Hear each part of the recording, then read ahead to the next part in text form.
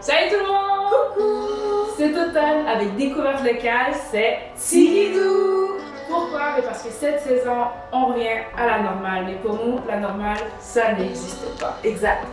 Le but là-dedans, c'est qu'on vous permette de partir avec nous, toujours en découverte, avec des gens qui, comme nous, ont survécu face à la pandémie et qui reviennent Complet à bloc pour vous.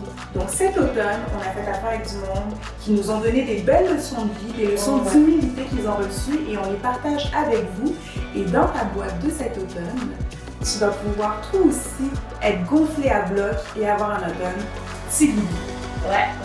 Et en parlant de Tigidou, moi c'est toi qui m'en dis des bonnes. C'est clair, donc on dit pas non, jamais non. Ah, je vais prendre des cerises, tiens, ça va être parfait.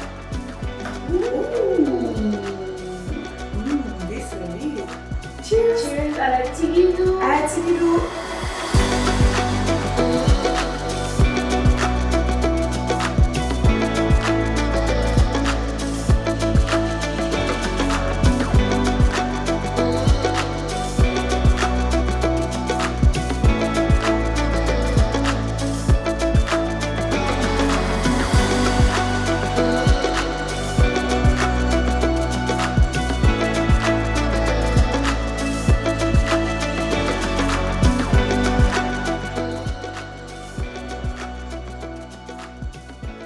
Salut tout le monde! Aujourd'hui, on est à l'atelier de quartier, comme à tous les jours pour Découverte locale avec un cœur. Parce qu'on adore l'atelier de quartier, n'est-ce pas?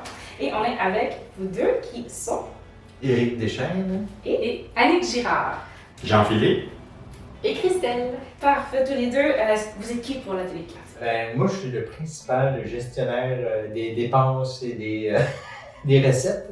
Moi, je suis responsable de la programmation, donc toutes les activités, les événements qui ont lieu à mon atelier, donc ça veut dire les cours dirigés, différents types d'ateliers, et aussi les communications, en gros. Moi, je fais de la menuiserie, je fais de la création, je fais du café, je donne des activités, des ateliers, je suis à la réparation beaucoup. Okay. J'aide les gens à l'atelier à réparer leurs trucs quand ils viennent avec quelque chose de brisé. Je fais les menus travaux sur la bâtisse. C'est assez varié. Ouais, c'est Plusieurs choses En de fait, t'es un semaine. peu l'homme à tout faire. T'es comme l'homme de Le la situation. handyman. Le handyman. Moi, je fais différentes choses. Je suis pas à temps plein sur le projet parce que j'ai un autre emploi, mais qu'est-ce que je fais? Je fais aussi des activités. Principalement, je m'occupe plus du volet bien-être qui va vraiment recommencer parce que la pandémie se calme. Ouais! On va commencer à donner des cours de yoga, puis donc on va s'amuser là-dessus. Avant l'été, j'ai donné un coup de main au café aussi, je travaillais au café, puis je donne un coup de main en communication aussi avec Annick, puis différentes petites choses aussi, site internet, rédaction et autres. Donc, ça veut dire que l'atelier de quartier, c'est pas juste un café, c'est vraiment un atelier. Puis vous avez des programmations, des ateliers, c'est sur quoi en fait? Ben, il y a 3 volets. Hein. Il y a le café, zéro déchet, il y a toute la programmation d'ateliers dirigés, comme des cours un peu. Puis on a l'établi aussi, qui est un lieu dédié à l'auto-réparation. OK. Puis pour vous, pour toi, Éric, comment tu te réalises à travers l'atelier de quartier? Ben, c'est un défi, en fait, parce que le modèle d'affaires qu'on imaginait ici, c'est un modèle d'affaires qui est assez particulier, puis que même quand on allait voir les banques, ils n'étaient pas réceptifs à ce modèle d'affaires-là, parce qu'ils disaient « Qu'est-ce que vous faites? » Fait que j'ai dit « Ben, il va y avoir un café, il va y avoir une salle où on va avoir des cours de DIY, puis de formation, puis d'ateliers. Il va y avoir de la réparation aussi, puis on va louer des emplacements. » Puis là, à chaque fois, les banques nous disaient « Qu'est-ce que vous faites exactement? Un café? Vous louez des salles? » Je dis « C'est tout ça ensemble. » Alors, c'était un défi, puis j'ai dit, ils nous demandaient pourquoi. Fait que je leur disais, nous, s'il y a quelque chose qui ne va pas bien dans un de ces critères-là, l'autre va pouvoir combler les pertes financières de l'un ou de l'autre. Donc, finalement, on a décidé de laisser faire les banques. Fait qu'on a fait du socio-financement. Et le socio-financement, on a eu une bonne réponse. Fait que ça nous a donné un fonds de départ. Puis c'est quand ça vous l'avez fait? On l'a fait au début de, je dirais, le mois de novembre 2020. 2020. En novembre 2020, donc. Ouais. Pendant la pandémie. Ben, on a ouvert 3 semaines avant la pandémie. Vous avez ouvert 3 semaines avant la pandémie? Ouais. Wow. Puis toi, tu te dis que maintenant, tu te réalises à travers tout ça. En fait, c'est un modèle d'affaires qui est particulier, puis c'est un défi pour moi. J'aime ça. Puis pour les autres aussi, c'est un défi. Mais pour moi, ce qui était intéressant, c'est que j'aime beaucoup la réparation pour moi, puis que pouvoir faire perdurer les objets.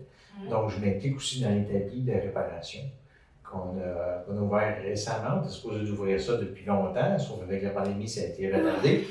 Mais c'est le fun, ça développe vraiment un réel plaisir de pouvoir assister des gens qui vont venir ici, puis qui vont démonter leur truc, puis ils vont le réparer. Donc là, ça Parce veut que dire c'est les gens- l'auto-réparation. C'est vraiment de l'auto-réparation. Ouais. Donc, les gens apportent le produit, on va dire la radio derrière, elle ne fonctionne plus. À la place de l'acheter, je l'apporte chez vous, puis vous m'aidez à C'est la ça. faire fonctionner. Il n'y a personne qui a le droit de laisser son appareil et de partir. Ok, Non, donc, non, non. c'est ça. C'est que tu restes et que là, on t'aide, puis on va te donner des trucs pour justement arriver à réparer ton appareil. Mais l'idée, c'est d'apprendre à le faire pour après ça le transposer à d'autres objets et être plus autonome. Tu sais, tu parlais tout à l'heure, tu sais, le centre, on jasait ensemble, le centre, tu sais, l'idée de mon atelier, c'est DIY, mais c'est vraiment l'autonomisation, de rendre les gens autonomes pour être plus résilients face à la crise climatique. Il y a vraiment un enjeu environnemental au cœur de notre mission. Là. On veut que les gens soient capables de faire les choses eux-mêmes pour moins consommer du neuf, moins faire, justement, toujours consommer plus. On veut consommer moins, puis on veut donner des outils pratiques pour que les gens consomment moins. C'est vraiment cool, là, quand tu commences quand quelque chose ne fonctionne pas, puis tu le répares toi-même, tu comprends, tu fouilles, tu cherches, tu réussis, tu fais sur Power, puis ça marche, là. Écoute, c'est bien mieux que d'aller flipper ta carte de crédit d'un commerce, là. Puis d'acheter quelque chose. C'est parce que, mais de ce que je comprends, l'achat, c'est un plaisir très éphémère. Donc, tu possèdes quelque chose, puis là, tu as une espèce d'adrénaline qui monte, puis une espèce de bonheur où la satisfaction est plus durable, en fait, que la consommation en tant que telle. C'est une fausse, c'est une fausse satisfaction de consommer, finalement, là, tu sais. Donc, c'est aussi de revoir cette façon de faire-là. C'est de donner un sens aussi, je pense. En ayant un projet comme ça donne un sens encore plus grand à nos convictions, à nos valeurs, tu sais. Ça nous permet de les mettre en application, finalement, puis de pouvoir partager puis amener du monde avec nous, finalement. Tu sais. C'est ça qui est chouette avec mon atelier de quartier. Fait que c'est ça, c'est de contaminer les gens avec une pensée plus positive, puis de voir que, ben oui, tu peux faire de quoi au quotidien, là. Fais juste réparer tes affaires, puis c'est cool, là.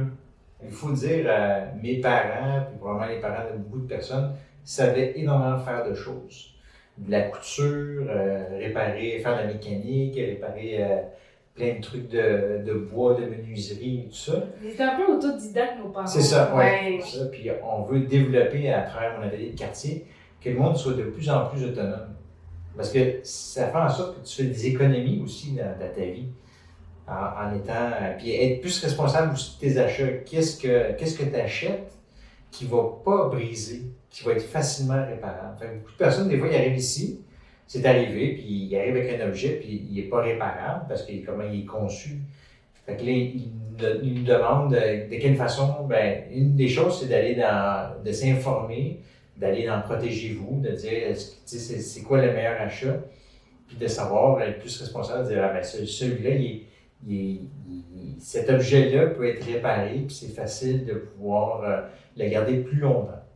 Fait que c'est dans cette façon-là, puis de faire des choses par soi-même. On donne des cours aussi de menuiserie, donc comment réparer un mur avec du plâtre et tout ça. Fait que les gens, ils viennent beaucoup à ces ateliers-là parce qu'ils disent « Ah, ben je vais être plus autonome », puis à dire « Ben peut-être que je suis capable de le faire ». Puis c'est pas grave si on se trompe, parce que moi, dans toute ma vie, je me suis trompé, puis j'ai fait des erreurs. Puis c'est pas grave, mais à force d'en faire et de faire la même chose, ben on devient plus habile, puis c'est plus facile. Où est-ce que je me réalise, je pense, c'est vraiment de pouvoir avoir, de ne pas avoir de patron ou être sa propre patronne. Il y a quelque chose de vraiment intéressant là-dedans. Mais où est-ce que je pense que je prends le plus grand fun, puis ça va juste se déployer à l'automne, c'est de vivre l'espèce d'écosystème social aussi à mon atelier de quartier. Parce que oui, il y a nous, les fondateurs, mais il y a plein de monde qui passe ici, avec qui on discute, qu'on rencontre, on a des belles discussions enrichissantes aussi. Puis on sent que on fait partie du quartier, tu sais, on reçoit les gens ici, puis donc on est en train quand même on est en train de construire un écosystème, tu sais, à l'extérieur de nous cinq finalement. Je pense que c'est quelque chose d'hyper valorisant et intéressant à voir grandir, tu sais. Moi, je me réalise de plusieurs manières, mais tu sais, ce qui m'anime principalement, le cœur, là, si on veut, moi, c'est vraiment ce qui touche au mode de vie éco-responsable. Tu sais, j'ai voulu créer un lieu où les gens seraient outillés, où ils pourraient venir apprendre, repartir avec des outils concrets pour agir contre la situation climatique. En ce moment, c'est très, très conceptuel. Tu sais, c'est comme un gros concept, puis c'est une grosse affaire. On ne sait pas par quel bout le prendre. Puis moi, pour moi, c'est très important de faire des choses très concrètes. Tu sais, puis dans un court laps de temps, que quelqu'un peut dire « Ah, par qui je chante, je suis capable d'agir, je suis capable de faire quelque chose. » Moi, c'est ça qui est vraiment important pour moi, à mettre en œuvre au sein de mon atelier de quartier. Ça se traduit par tout plein de choses parce que on est impliqué dans le café, comme justement à mettre en place des mesures pour atténuer notre impact environnemental du café dans nos activités. On essaie de, on imprime presque rien, on essaie de tout faire numérique, on a même au niveau numérique, on essaie de, c'est infini. C'est comme un écosystème en soi, en fait. Exactement, dans l'écosystème, on réfléchit toujours à faire attention pour qu'on ait le moins d'impact possible, mais aussi pour que ça soit le plus pédagogique possible, puis pour que ça soit le fun possible, parce qu'on croit vraiment aussi que le fun fait en sorte que tu as envie d'y participer. Puis des fois, tu t'en rends même pas compte aussi que t'es plus écolo. C'est vrai, c'est très... On va aller chercher plus de monde comme ça. Donc, tu sais, moi, c'est vraiment ça. C'est vraiment le mode de vie éco-responsable, mais qui soit fait simplement, joyeusement, puis de manière très pragmatique, puis que ça soit, qu'on s'en rende presque pas compte. Donc, c'est ça qui m'anime beaucoup. C'est pour ça que je travaille aussi sur les communications, tout le marketing, tu sais, mettre ça en forme, là, puis comme traduire le message, là, si on peut. Là. Fait que c'est beaucoup ça, là. Je me réalise beaucoup à travers la satisfaction de réparer des choses avec les gens. C'est parce que là, on ne se doute pas à quel point c'est cool de réparer des affaires. On s'en doute pas, on ne sait pas, puis tant que tu n'y as pas touché, tu peux pas le comprendre vraiment. Fait que je me réalise beaucoup à travers ça. C'est très créatif, mon rôle est assez créatif aussi, là, de penser, d'avoir à des affaires, d'avoir des visions un peu de qu'est-ce qu'on pourrait donc faire. Puis là, il a pensé à la caisse de lavande avec Eric, là, on a commencé à penser à notre caisse de bière de lavande. Fait que, tu sais, c'est toujours des projets le fun. Je comprends bien, vraiment, chacun d'entre vous, vous avez apporté votre passion, votre dada dans l'atelier de quartier, puis maintenant, ça en fait un écosystème. Ouais. En fait, moi, j'aime bien dire ça aussi, c'est un laboratoire. OK, on est un laboratoire, on essaie des affaires, ça marche pas. Mais ce qui est surprenant, c'est que les gens qui viennent réparer des trucs ici, on n'a pas de prix, c'est contribution volontaire. Okay. Donc, là, on pensait, est-ce qu'ils vont donner beaucoup d'argent pour la réparation? Parce que c'est eux qui réparent aussi, on fait juste les diriger là-dedans. Mais des fois, c'est surprenant, il y a des gens qui donnent beaucoup de montants, qui ont beaucoup d'argent, de contribution volontaire, qui n'ont même pas réussi à réparer. Mais ils trouvent le concept super génial. Ils disent au moins on a essayé. Fait que ça procure beaucoup de plaisir aux gens de voir d'essayer d'avoir une seconde vie pour leur objet. Puis dans tous les cas, peu importe le cas de figure, quelqu'un que ça soit un succès ou pas au niveau de la réparation, les gens ont toujours appris quelque chose. Parce que même quand on se rend compte que c'est pas réparable, il y a une raison pour laquelle c'est pas réparable. Puis ça nous apprend aussi à être un meilleur consommateur pour le prochain achat. Peut-être pas racheter un modèle comme ça. Pourquoi? Parce qu'on voit clairement qu'est-ce qui fait qu'il se démonte mal, cet appareil-là. C'est des choses qui vont enseigner. Ouais.